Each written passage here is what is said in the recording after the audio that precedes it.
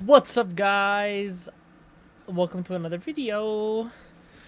Today we have the psychology of sins part 4.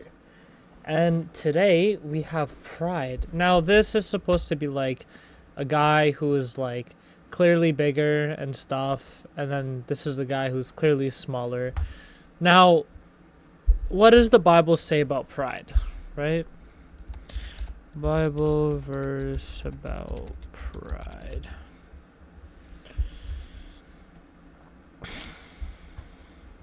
Pride goes before destruction, and a haughty spirit before a fall.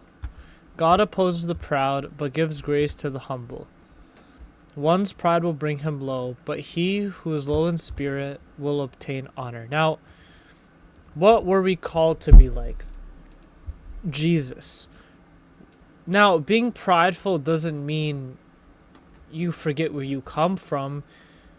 Jesus knew where he came from. Jesus knew he was royalty. But that's what made him royalty, is that he knew he was royalty, but still acted like a peasant. And I'm not calling Jesus a peasant, but if you were to see him in the streets, washing feet, carpenter, eating with sinners, you would say, yo, who is this guy? And then you have a 1-minute conversation with him and you're like, oh my gosh, like your mind is blown away. I think Jesus was the greatest example of pride's opposite, because if we look in the Bible, there were so many people who had so much pride. The people who crucified Jesus, all the rabbis, all the Roman leaders, but let's dive deeper into it. Why were the Roman leaders envious of Jesus? So pride actually ties in with envy. Why did they have so much pride that they thought that they could crucify the Christ? Simple. It was two things. They didn't want someone who had more power than them. They wanted to believe the doctrine that they are their own gods. And they did not want to accept someone like Jesus could ever be their God. They just could not accept it. They did not like the idea of Jesus being number one, and they had to just sit there and accept it. And especially since Jesus taught against everything that they were really doing. So pride comes from insecurity. So that's the second thing I want to say. Pride comes from insecurities. When you're super insecure, you're super prideful. The guy who has so much money does not feel the need to brag in everyone's face that he has so much money. It's the people you think have it, don't have it, and the people that you think don't have it, have it. Now, why does pride come into our lives? Pride comes into our life to boost the ego, but we look at it in the wrong manner. Let's just say you break up with someone and they end up dating someone who is clearly not as more attractive as you are. Looks are obviously subjective, but let's just say in this scenario, you're just, by the stats, better looking. Instead of thinking in the manner, they might have a better personality than me, maybe that, or maybe, they suit them better, because obviously no one's better than you. We're called to look at everyone better than ourselves. The only reason why the Bible calls us to do that is because there's no competition. The Bible says, I run my own race, right? So instead of thinking, maybe they just fit them better, they have a better personality, you take that as your sign. I'm better than this person completely just because I'm better looking than them. And people have this weird egotistical pride. They're like, I'm the best ex that they've ever had. There's a reason that you're an ex. If you're really that good, Why are you single? Right? It's by choice. No, because you're so prideful. No one wants to be with someone that all they do is talk about themselves. That's why 9 times out of 10, a lot of guys cannot have a relationship, because a lot of men only like to talk about themselves. And Jesus was never that type. Jesus always came down and obviously talked about the kingdom of heaven all the time, but talked about his glory, but he still wanted to listen to everyone's problems. And Jesus had honor. There's a difference between honor and pride. Honor is literally saying, believe in God, believe in also in me. The reason why he made the distinction between believe in God and believe also in me, because he's saying, when you believe in God, you're believing in me. Also is just to add on to God, right? So believe in God, also believe in me. He never said you need to worship me, you need to do this. That's the definition of pride. It's saying you need to do this, you need to do that.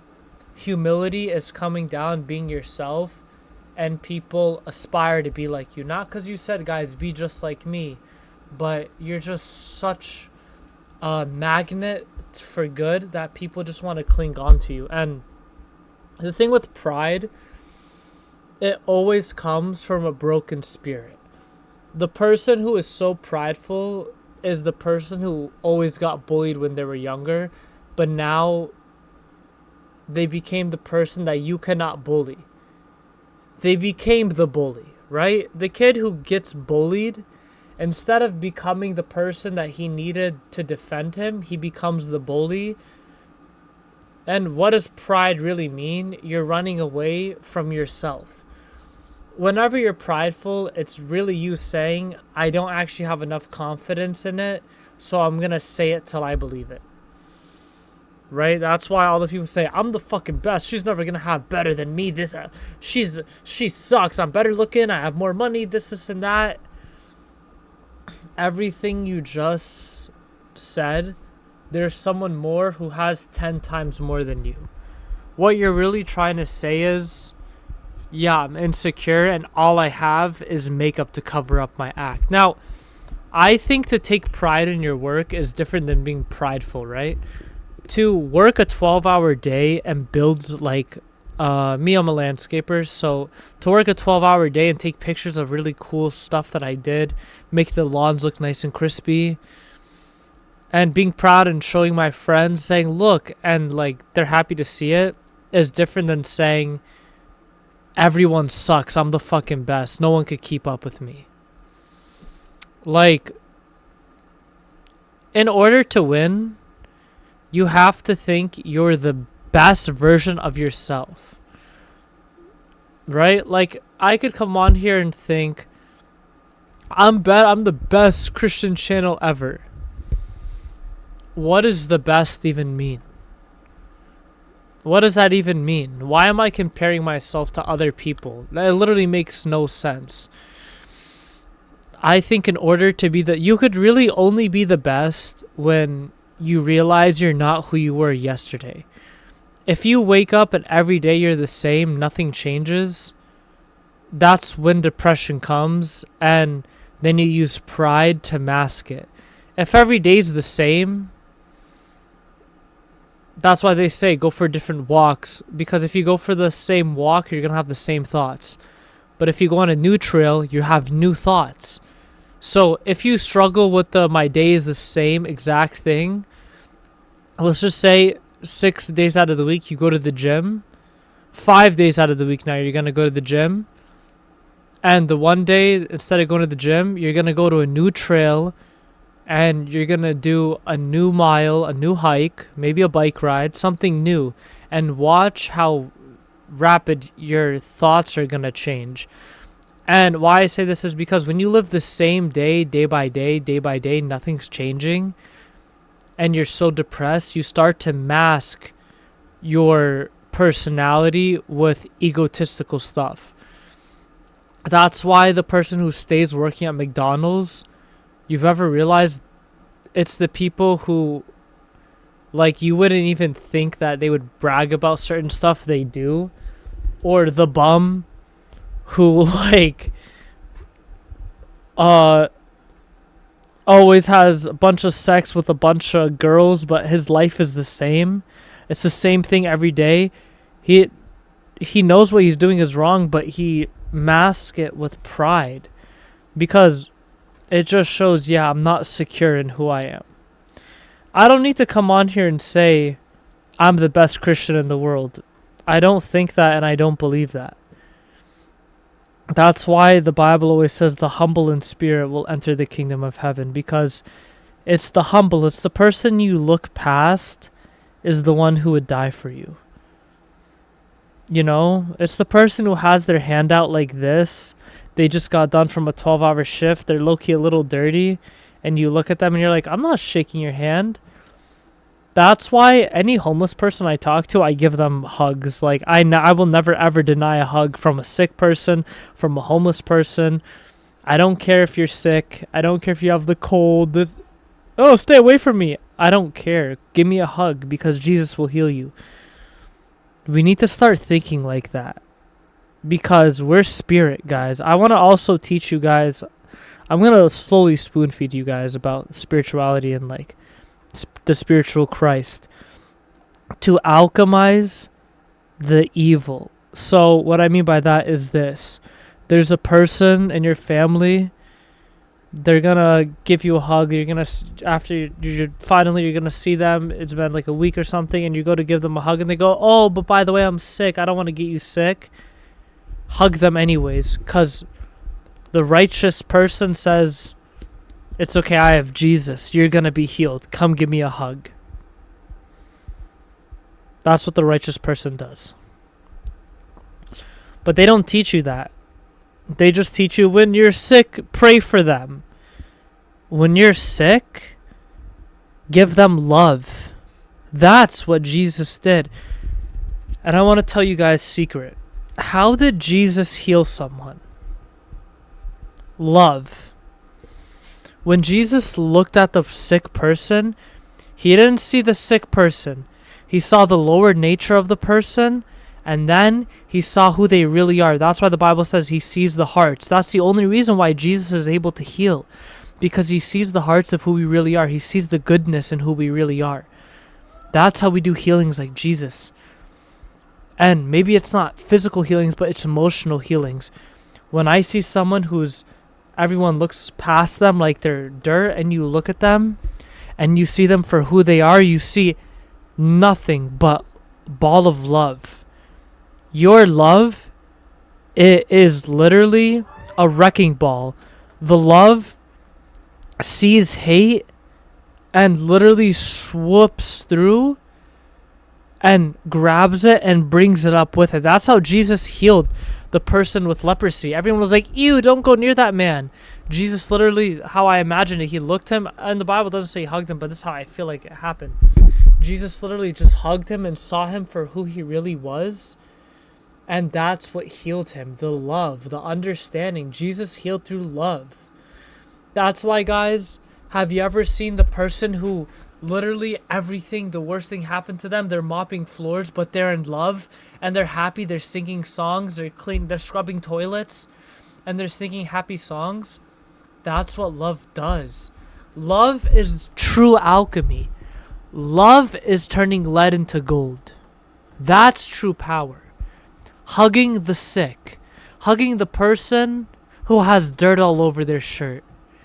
Eating with the person who has dirt on their hands. It's fine. What's the point of eating with you if your hands are clean but your heart is dirty? I'd rather eat with someone who has dirty hands than eat with someone who has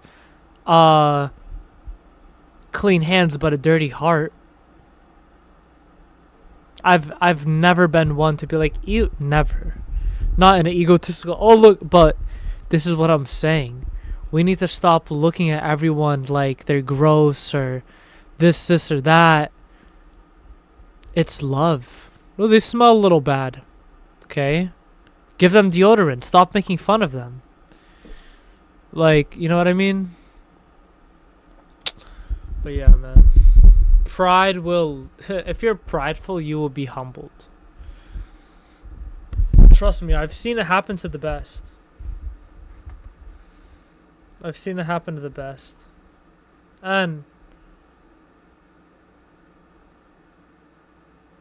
I think sometimes we forget that we're just human.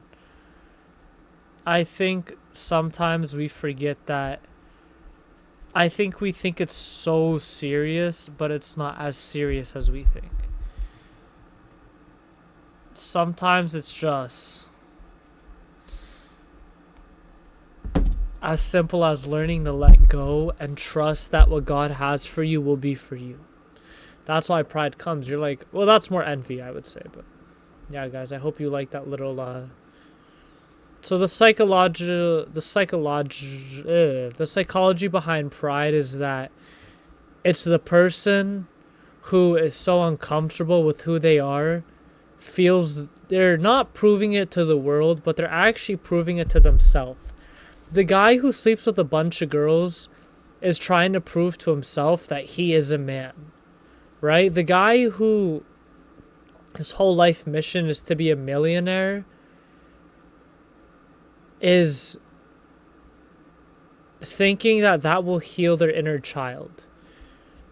You think your inner child healing is you in a Lamborghini, but really it's you sitting with the love, the family that you could not have growing up.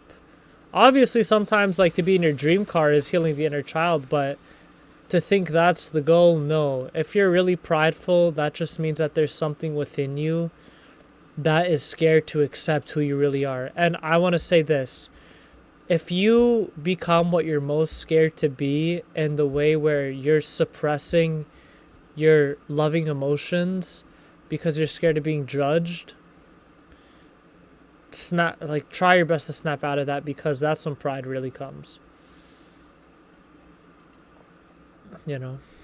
But yeah, guys, I'm so sleepy. I hope this was also like a Jesus talk too. Like talking about Jesus is so refreshing. And I'll see you guys in the next one. Mwah.